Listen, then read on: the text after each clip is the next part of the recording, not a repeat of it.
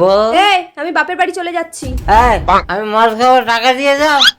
নন্দা, তাড়াতাড়ি দাও পটল। সেটা পাল্টে নাও নন্দা। একদম ঝাক্কাস।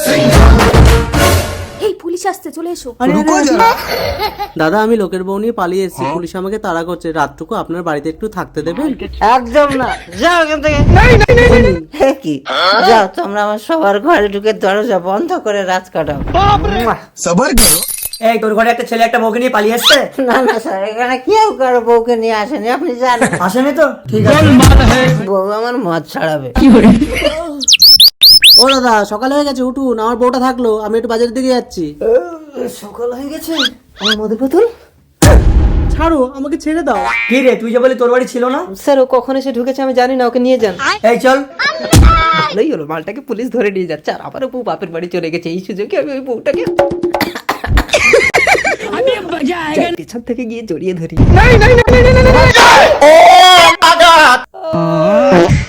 নন্দা তুমি? আর মদ খাবে স্বামী? আমার দিব্যি, আমি জীবনে মদ খাবো না, কিন্তু ওই শালাকে আমি ছাড়বো না। আমি থানায় যাবো।